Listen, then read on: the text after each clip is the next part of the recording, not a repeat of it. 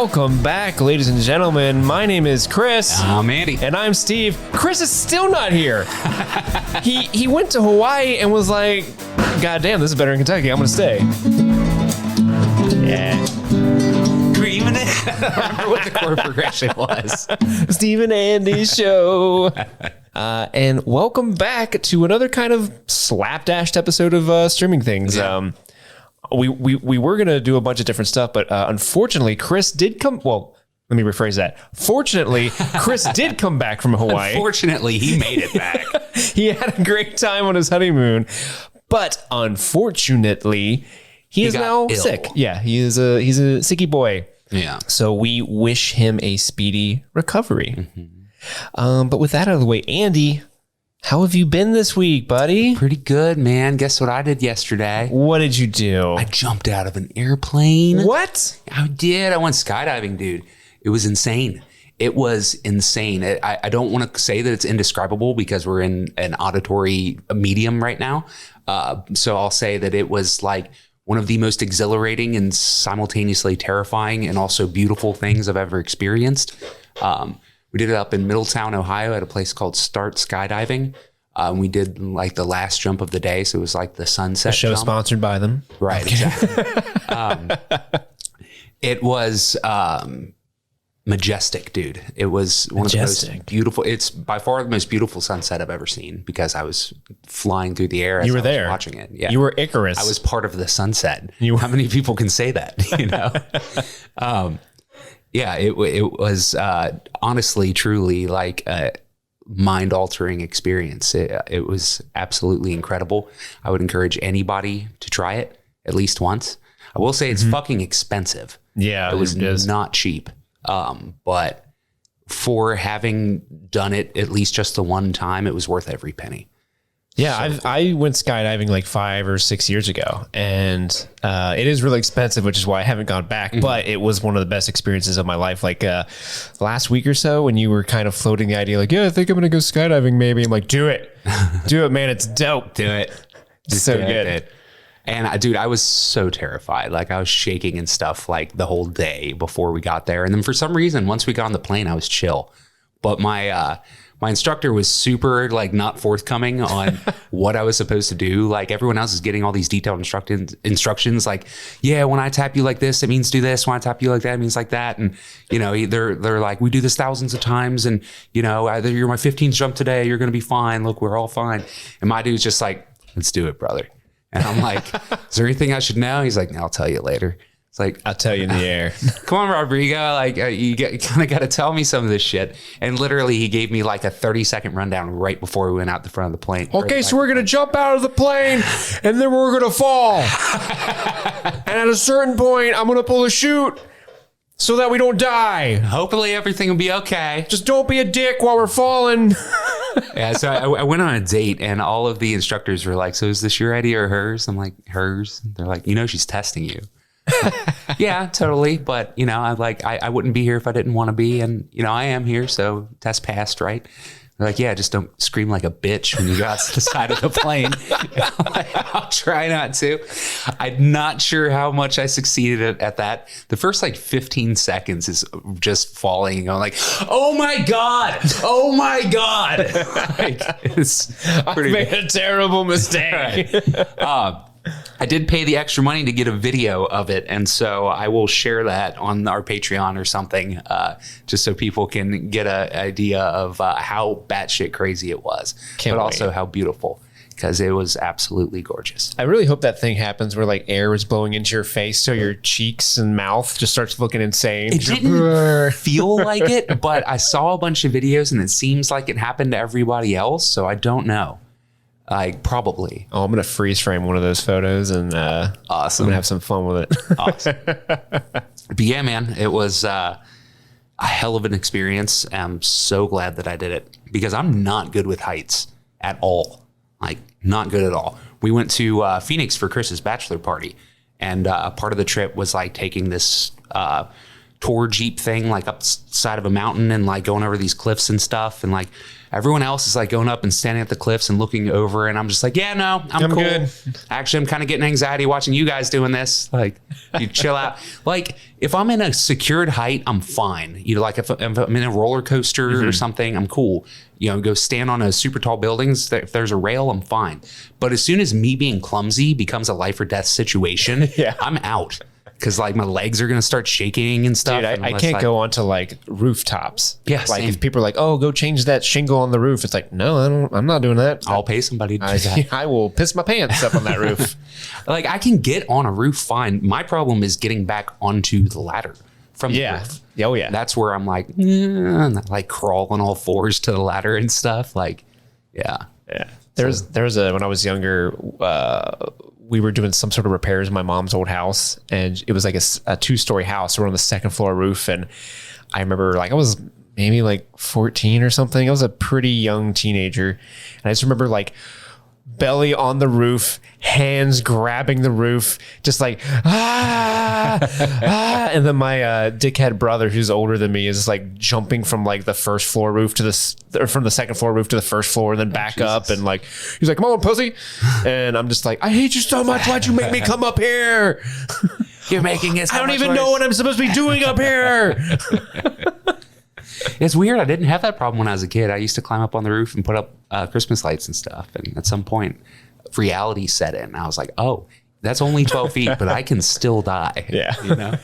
So, yeah. Anyway, it was a awesome opportunity to kind of face a big fear of mine. And I'm super glad that I did it.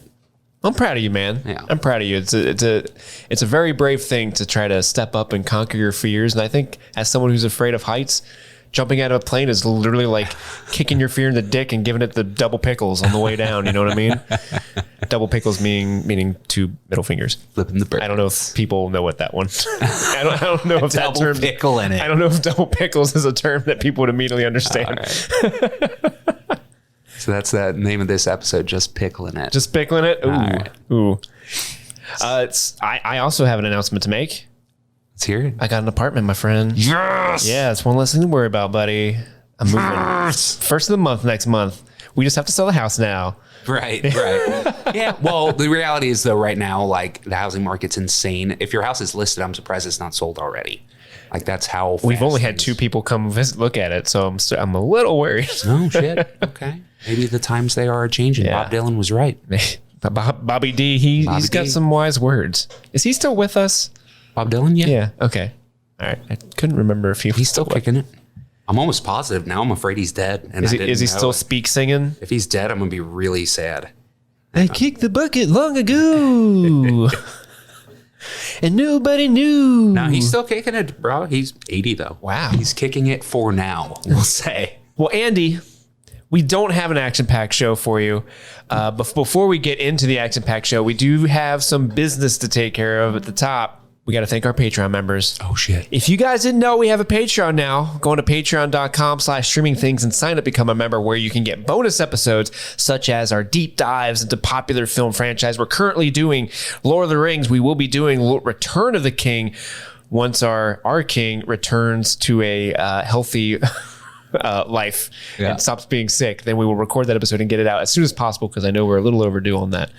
But we would also like to give a shout out to our Patreon members who have been so kind to throw some money our way to keep the lights on here on the show. And with that, Andy, are you ready? We're going to give them some shout outs. Let's do this. First off, let's shout out our very first Patreon, Phil. Thank you, Phil. We love you. We love you, Phil. We also want to thank Carmelita. Carmelita. Yeah. Thank you, Carmelita. Thank you so much. Next up, we got Carrie. Carrie.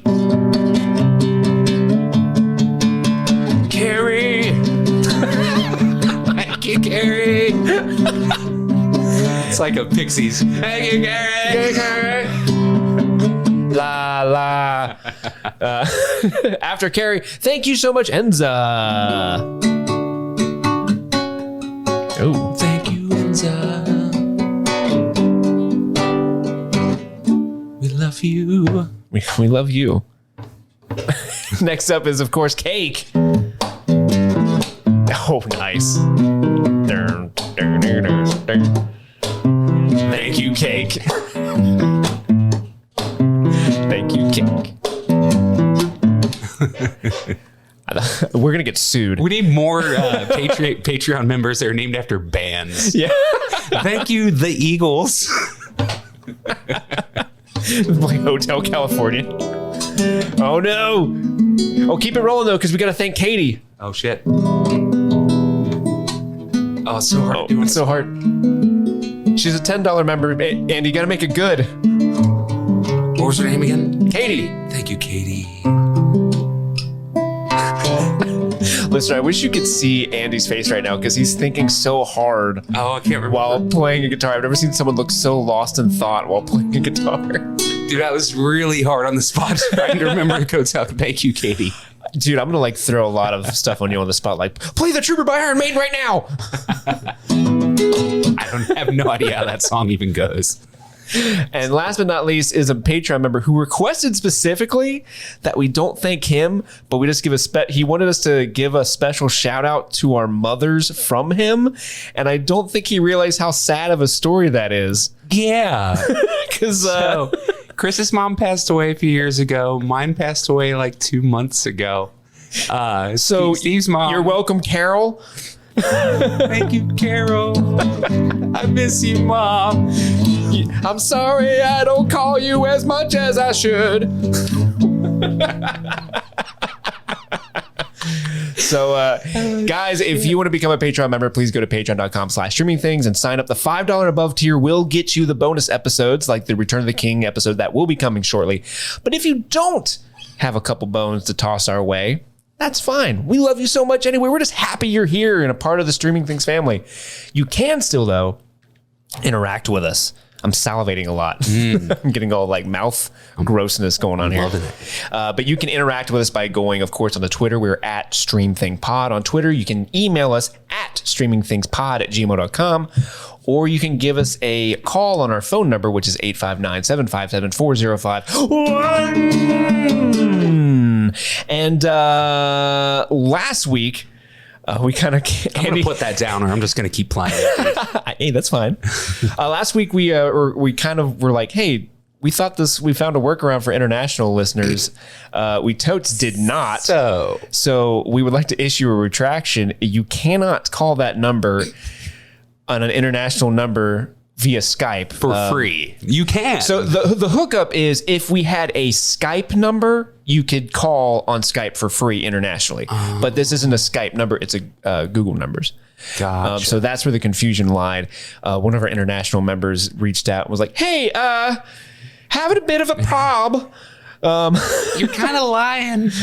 So that is a retraction. However, if you do want to connect with us in voice fashion, because really you would just be leaving a voicemail if you call that number. If you wanted to leave us a voicemail and you can't call that number, just record your voice on your phone, do an audio memo and just email that to us.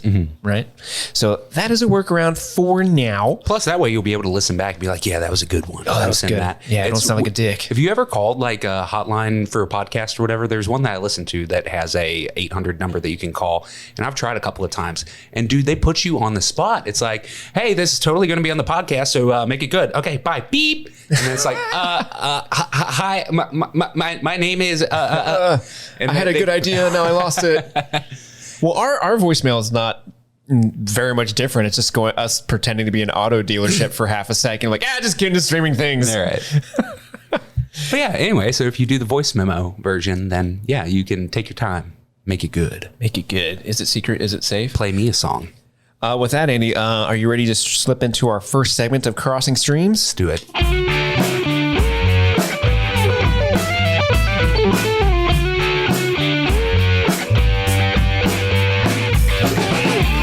All right. funky music. Who made that track? Shit, I don't know, some badass. Some badass dude with a giant dong, I'm sure. Well, Crossing Streams is the segment where we sit here and we have gone out into the world and we have streamed content on our own. We bring it back here and we discuss it amongst ourselves, hopefully in the effort of letting you, the listener, know what's good out there to stream. Typically, Andy, you're the one that goes first, and I don't see a reason to break tradition now. I'd be happy to do so, Stephen. All right. So, Stephen, I watched a movie. When did we get so formal, Andrew? I don't know, Stephen May, but I'm very happy to continue doing so. Sir Andrew Casson The third of Loxley. I don't know. Loxley. I love it. So I watched a thing on HBO Max the other day. A movie that I had been super duper duper looking forward to by a certain writer director extraordinaire named James Wan. From the creative mind of James Wan. James Wan. Malignant. Or, as I like to call it, disappointment. Dude, that movie was such a bummer. Like, I know that it's on me why I didn't like it so much, because it was very much, I just didn't want this from you. I thought, oh, thank God, James Wan is going back to horror. I don't give a shit about, we had fun watching the Fast and Furious movies, but out of sight, out of mind, bro. Aquaman. Like, I'm not going to go back. Aquaman, I never even saw it, and I'm never going to. I don't care. It's the fucking DC universe. I don't care. If James Gunn's name isn't on it, I'm not going to watch it. It's a good rule to live by. But, so when I saw that James Wan was doing a new horror movie, I was stoked. And the trailers looked awesome. But the trailers misled the fuck out of me. I thought that it was a traditional horror film. It is not. It is kind of a B horror camp schlock thing, but done with a really high budget and kind of takes itself seriously while they're doing it. And so you're watching it and you're laughing, but it feels like you're not supposed to be laughing. And so I'm just spending most of the movie really disappointed first, and then also kind of confused. Think of it as, it was weirdly action heavy. And so it made me think of like if Freddy Krueger was set in the V for Vendetta universe, but not nearly as cool as that sounds. I was going to say, that kind of sounds pretty dope. Badass, but it's not. I don't know. You're in my nightmare now, Natalie Portman. I know that a lot of people liked it. And maybe if you go in with zero expectation whatsoever, or if you go in with the expectation of like a kind of a camp romp, if you will, then maybe you'll have a lot of fun with it.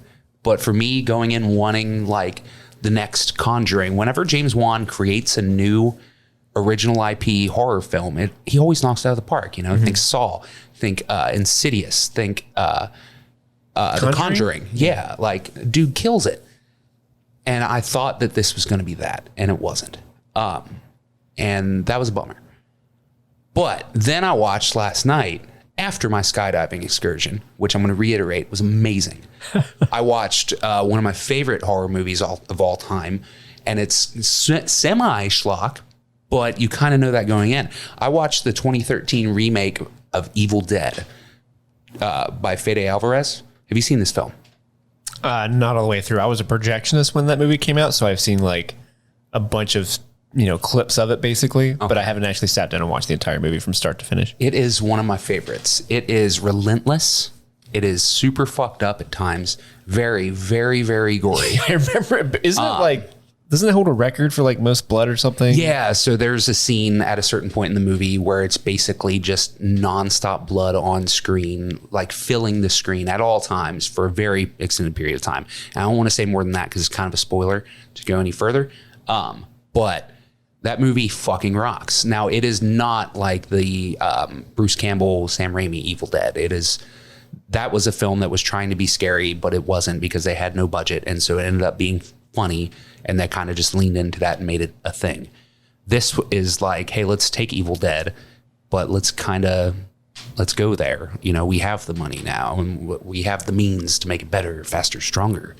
And they did. that movie fucking rocks. There's some of the most fucked up things. It has one of the coolest opening scenes in a horror film ever. I love it so much, and I get chills thinking about it.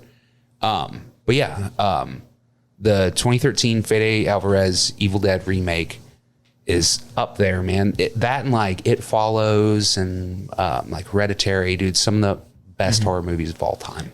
Dude, I want to kind of circle back to Malignant for a second. Okay. Because I want to, full transparency, I want to be completely honest with you. Did you watch it too? No. Oh.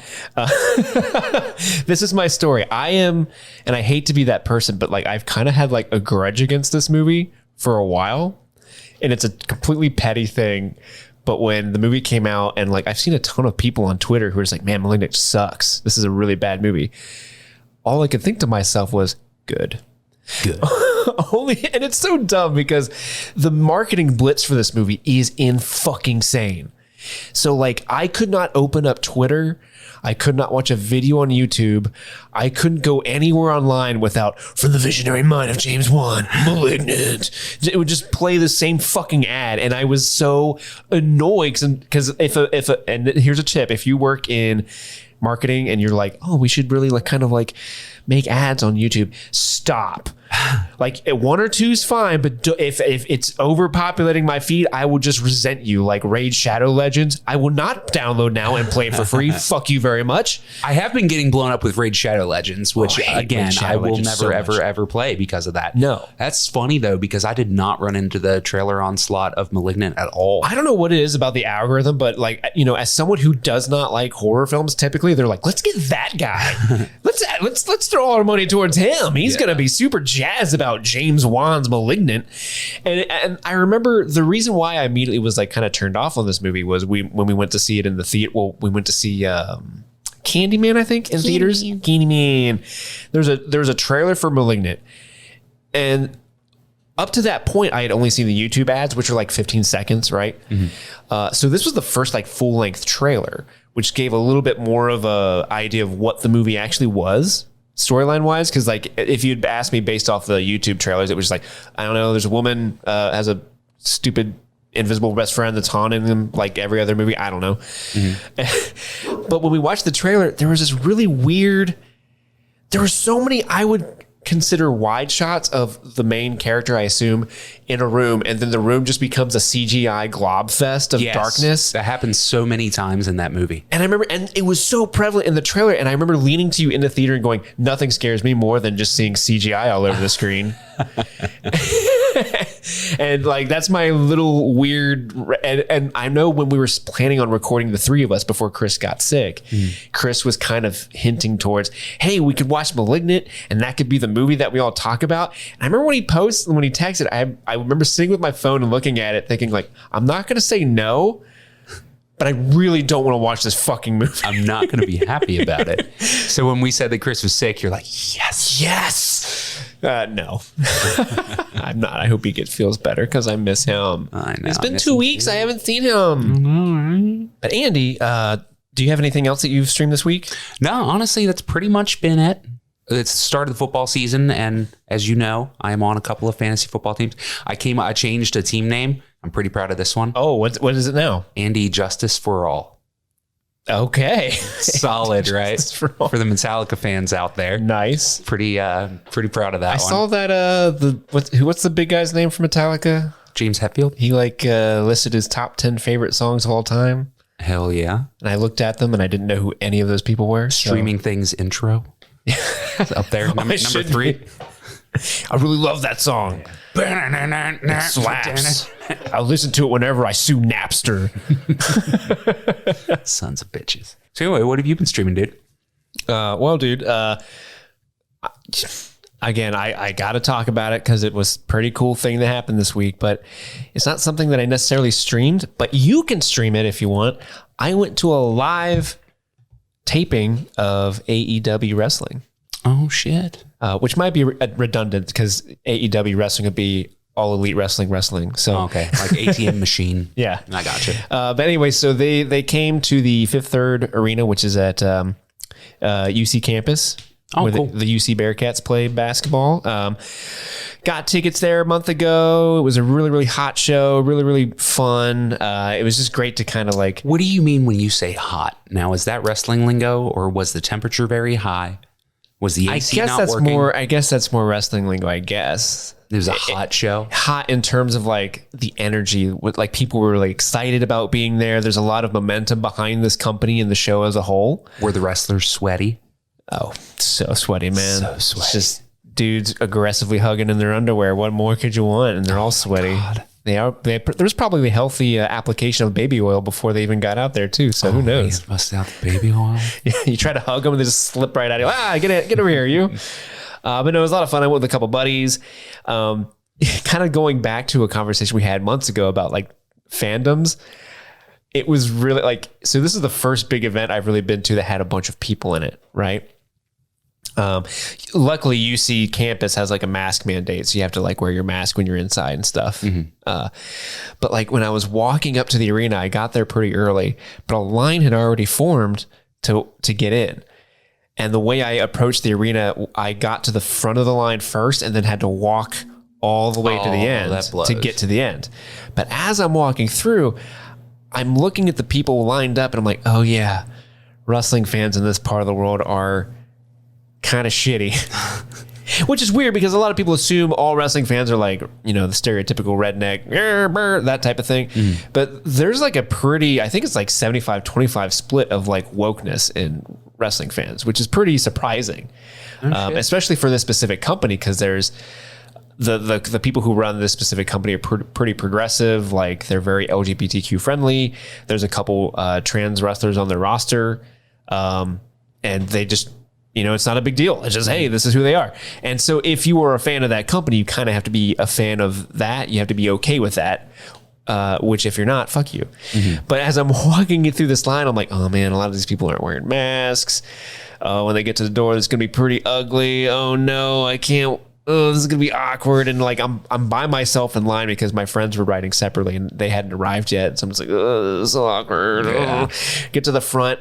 And I was so happy to see, like, when we got to the front, I'd say like 90% of the people like pulled out masks and put them on before they entered. And then the people who didn't, the arena staff were handing out masks as people were walking in. So it was, I was like, oh, okay, cool. All right, great. I'm happy. This is good.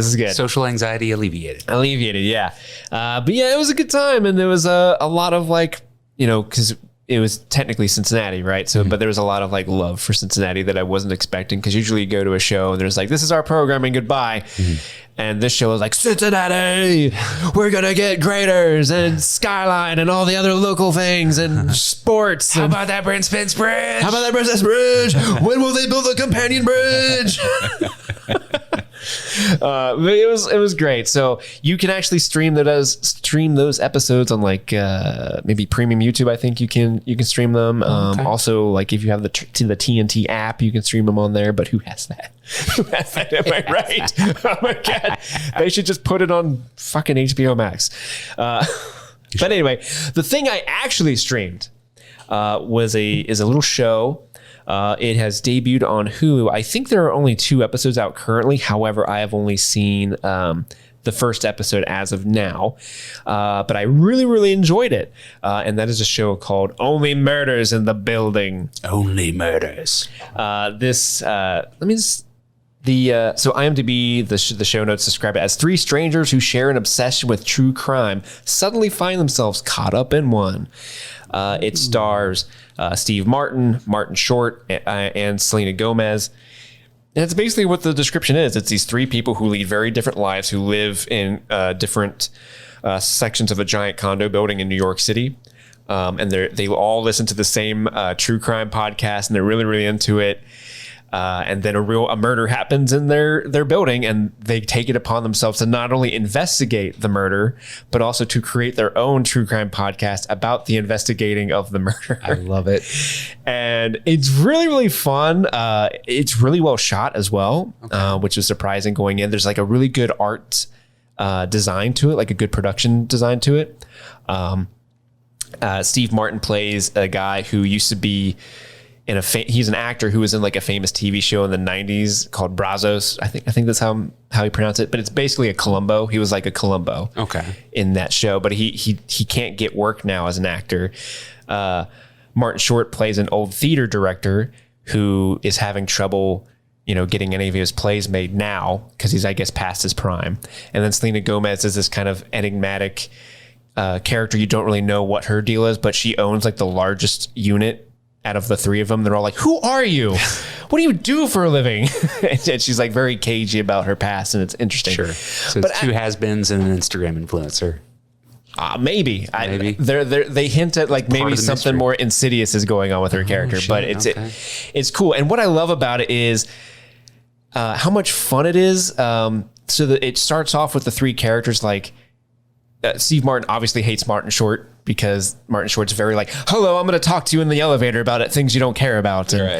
But then when they find out that they all end up in the same restaurant across the street, and Steve Martin's got like this map that he's made to help him like, I guess, visualize the clues from their murder podcast. And Martin Short shows up and he's like, oh, can I sit in your booth? And he sees him on his table. He's like, what was in the dog's mouth? And he's like, right, get in here. And then she comes up and she sees the map and she's like, guys, what was in the dog's mouth? We got to figure it out. And they become like, they instantly bond over this mystery. That's awesome. And then as a fellow podcaster, I really appreciated when they were kind of trying to figure out like, we should do our own podcast. Right. Like the conversation was very like, I feel seen a little bit. This is funny. But I was the thing that kind of took the show from good to great, at least in this first episode, like who knows where it's going to end up, but I really enjoyed the first episode, was there is this visual metaphor that kind of comes out of nowhere. So I won't spoil what it is, but there's this really great scene with Martin Short specifically where he goes and talks to his son. Mm-hmm. And it is so the context of the conversation is so uncomfortable, but like, and sad and like, oh my God, this is really awkward. And I feel really bad watching this. And then he goes outside of the house and initiates what I'll just call a visual metaphor that they kind of allude to earlier, but when it happens in real time in the show, I kind of didn't realize that they were going to allude to this visual metaphor. So when he does it outside his son's house, I kind of had a panic attack. I'm like, oh no. Oh, it's the visual metaphor. Oh, okay. Interesting. So it gets a little surreal. Okay. So there's some like surreal imagery going on in the show. But it's really, really great. I'm really excited to actually kind of dive more into it. I think there's only 2 episodes out, so I'm going to go home tonight and probably watch the second episode. You have my curiosity. That sounds you DiCaprio'd me. Oh, I'm ready for this. Maybe we'll watch it when we turn the podcast off. We've been watching too much Lord of the Rings. Turns it off, precious.